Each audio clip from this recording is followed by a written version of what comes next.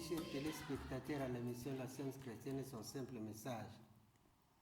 Une émission du comité de publication de la science chrétienne pour la RDC de l'Église du Christ scientiste. Notre thème d'aujourd'hui est la guérison chrétienne. Est-elle démodée? À travers cette émission, nous allons corriger la pensée couramment acceptée que la guérison chrétienne appartient au passé, qu'elle est démodée, qu'elle n'est plus d'actualité. Aussi que le développement scientifique et technologique a créé des systèmes de traitement et de guérison qui devancent ou remplacent la guérison chrétienne. En est-il réellement le cas? C'est ce que nous allons voir à travers cette émission.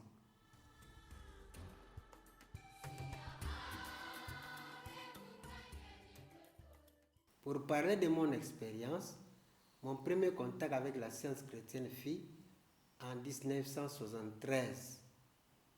C'est à l'occasion d'une nièce qui était née sourde et muette et qui était guérie par un praticien de la science chrétienne. Le praticien de la science chrétienne, c'est quelqu'un qui étudie la science chrétienne, qui a de l'expérience et qui est disponible à prier pour les autres, pour tout ce qui est de problèmes à résoudre. Le praticien a prié pour ma nièce, qui ne parlait pas et qui n'entendait pas, et elle fut guérie. J'étais curieux et j'ai commencé à étudier la science chrétienne comme on étudie un cours de l'université. En lisant, je fus guéri des maux de tête dont je souffrais depuis l'enfance. Et une tache blanche qui s'est développée dans l'œil avait naturellement disparu. Parlons de la guérison chrétienne dans ses débuts, dans son développement, et nous allons voir ensuite ce qu'elle est devenue aujourd'hui. Pour les étudiants de la Bible, ils vont bien constater que la première guérison, la toute première dans la Bible, intervient au chapitre 20 de la Genèse. Quand Abraham guérit le roi Abimelech de la stérilité. En fait, le roi voulait prendre Sarah, la femme d'Abraham, pour en faire son épouse.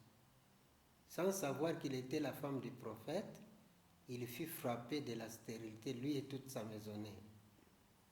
Après avoir reconnu son erreur, qu'il se repentit et paya le tribut, Abraham pria pour lui. Il fut guéri, lui et toute sa maisonnée. Cette prière d'Abraham eut un effet rétrospectif sur lui-même et sa maisonnée, car Sarah fut guérie de la stérilité elle aussi, et elle enfanta Isaac.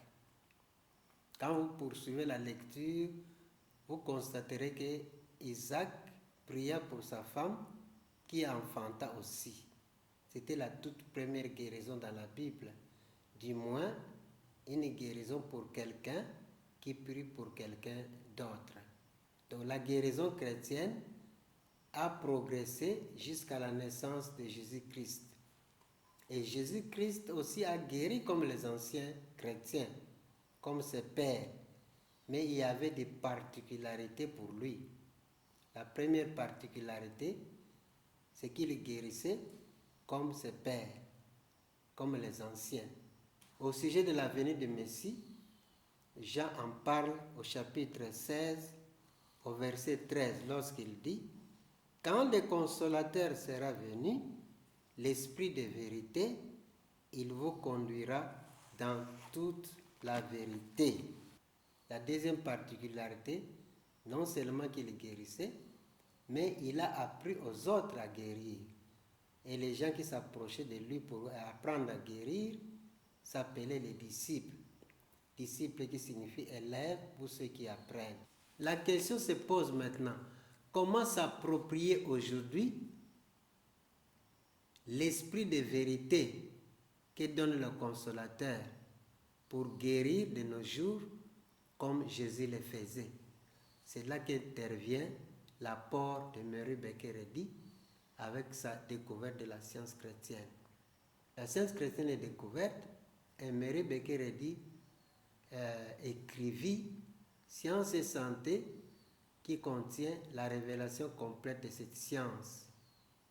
Elle y met des règles d'application que Jésus utilisait pour pratiquer la guérison chrétienne afin que cette guérison puisse continuer non seulement aujourd'hui, mais pour toujours et dans l'éternité. Donc nous pouvons donc apprendre dès aujourd'hui ces règles et nous pouvons commencer à les appliquer dans notre vie individuelle pour prouver leur efficacité, pour que ces vérités spirituelles puissent nous aider à résoudre nos propres problèmes et ceux de nôtres. Donc c'est une recherche qui n'est pas réservée à certaines personnes. C'est une recherche ouverte, sans distinction de race, de tribus ou de religion. Vous pouvez donc rester dans votre religion, dans votre église, mais du moins apprenez à guérir comme Jésus-Christ le faisait. Dans ses écrits, Mary Baker Eddy coïncide la venue du Consolateur à la découverte de la science chrétienne lorsqu'il écrit dans Science et Santé avec la clé des Écritures. Le temps de la réapparition de la guérison divine est de tous les âges, et quiconque met son tout terrestre sur l'autel de la science divine boit dès à présent de la coupe du Christ et est doué de l'esprit et du pouvoir de la guérison chrétienne. Selon les paroles de Saint Jean, il vous donnera un autre consolateur afin qu'il demeure éternellement avec vous. Je comprends que ce consolateur est la science divine. Cette méthode scientifique, comme je disais, nous aide à élever nos pensées graduellement vers Dieu grâce à la prière. Et elle définit cette méthode qu'elle découvrit comme l'ensemble des lois de Dieu, l'ensemble des lois de la vie, de la vérité et de l'amour, l'ensemble des lois du principe. Et elle laissait des règles précises pour que chacun puisse prouver par lui-même la compréhension de ces vérités spirituelles. La compréhension spirituelle nous aide à démontrer Dieu dans notre vie. En 1976, nous avons aussi obtenu une consolation dans notre maisonnée. L'un de mes fils, à l'âge de 3 ans, devrait être opéré de l'hernie. Le médecin qui allait opérer l'enfant, c'était mon propre beau-frère. Il me dit un lundi que l'enfant devrait être opéré, mais qu'il avait besoin de mon consentement, de ma permission. Je lui dis d'être prêt à faire son opération, mais que je lui donnerai ma dernière décision le samedi matin avant l'opération. Et puis, la suite. Le samedi matin avant l'opération, il m'a appelé pour dire que c'était merveilleux d'apprendre, de voir qu'il n'y avait plus rien à opérer.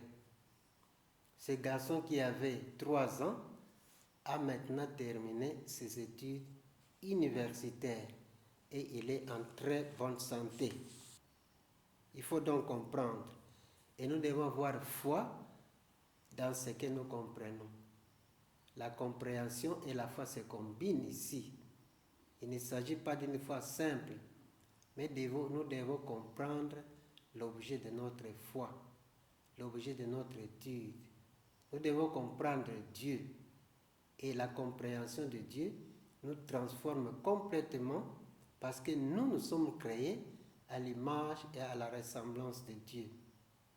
Et quand nous nous identifions correctement ainsi, comme l'enseigne la science chrétienne, tout ce qui n'est pas conforme au bien, tout ce qui n'est pas semblable à Dieu, disparaît complètement dans notre vie. C'est cela l'apport de Mary Baker Eddy à l'Église chrétienne, que nous pouvons faire revivre le christianisme primitif et son élément perdu de guérison.